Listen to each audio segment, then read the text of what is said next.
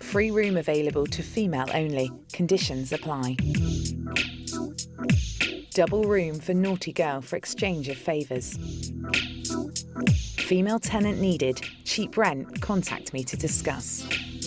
The government says these ads are illegal, but no one else seems to care.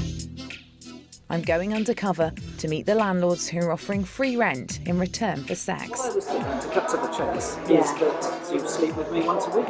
And a vulnerable woman who experienced the riskier end of these arrangements. One guy expected me to like sleep with him, but then also put in about having like group sex with like a lot of his friends. So he's sort of getting a bit of a dangerous cycle. So why is nothing being done about it? I've worked on lots of shocking stories about homelessness recently, and I know how hard it is to live a normal life when you don't have a safe place to call home. I thought I'd seen the worst of the housing crisis, but last year I heard about a new trend that I found most alarming: sex for rent. In the last 6 months, I've seen dozens of local adverts on Craigslist. Some of them are worded subtly, so could be rent-free for the right student, but others leave no doubt.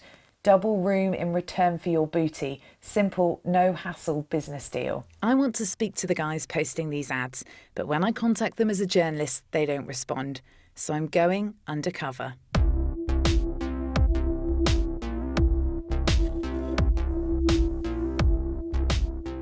Most of them ask for a photo, so it's time to get into character.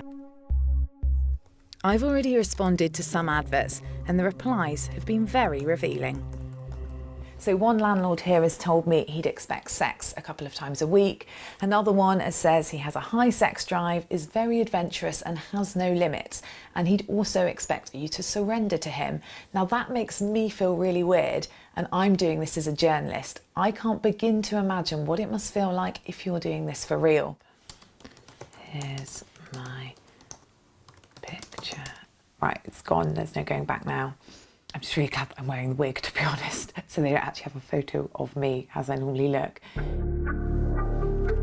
Trying the wig on at home is one thing.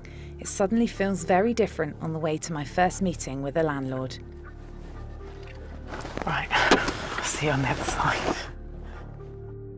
From his advert, I already know Tom is in his 60s and has a one-bed flat on the outskirts of Bristol.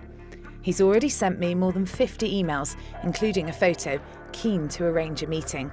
The messages are mild, but he clearly feels very familiar already and goes straight in for a kiss. How are you? I already know part of the deal is sharing his bed, but I want to find out what else he's going to expect. When you say, like, have a play, have a bit of fun, like, what is it you mean sort of specifically? Don't get embarrassed. Do what you want to do, and if you want to make it, Yeah. And like if I didn't feel ready to do that straight away. give it a week or two. Okay, and what if like even after, I don't know, a couple of weeks or a month I still felt... Let's have a chat about it. Okay. So it would be that's sort of something else is required, like at some point. At the end of the day, yeah. So I've just come back from a meeting with the landlord. And yeah, it was really like, I don't know how to, intense experience, I guess that's how I describe it. And even talking about the idea of doing it made me feel so uncomfortable. It wasn't a very nice experience. It wasn't very nice at all.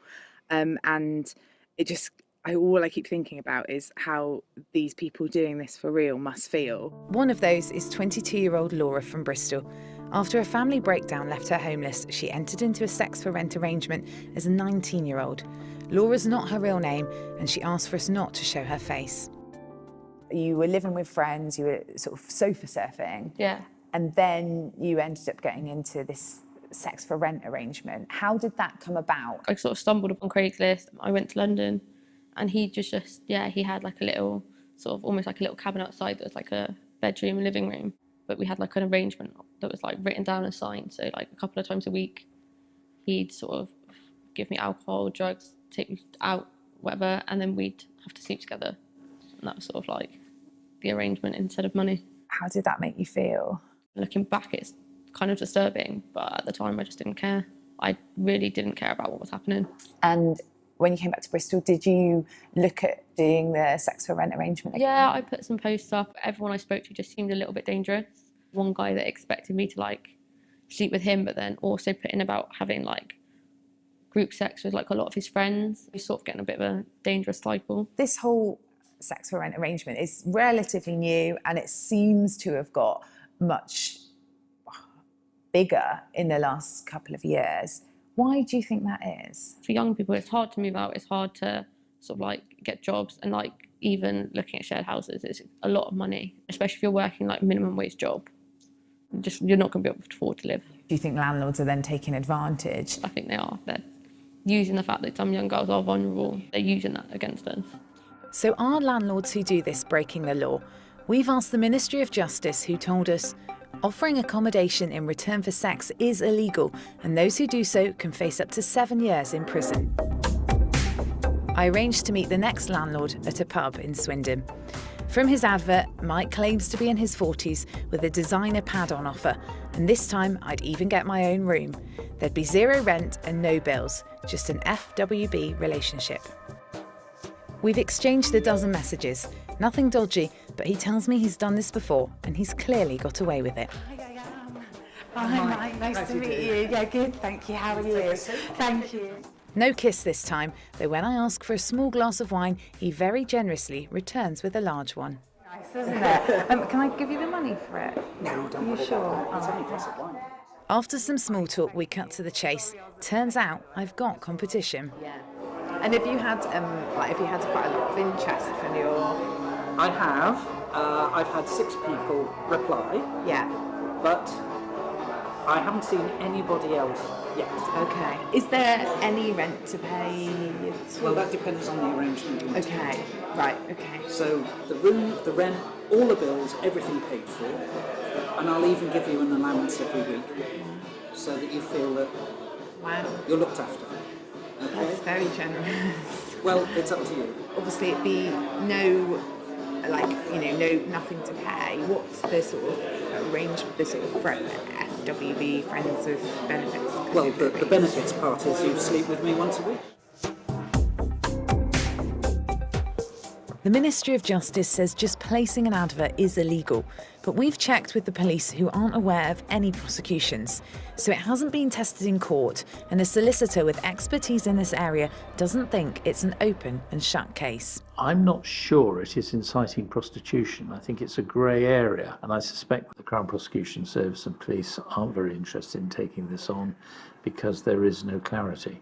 You might historically get prosecutions, and when I say historically, 2 years down the line, when a tenant has moved out, they come forward and say, well, actually, I had to have sex with him. I didn't really have an option because he threatened me with eviction if I didn't sleep with him. We offered both our landlords the opportunity to be interviewed or to give us a statement.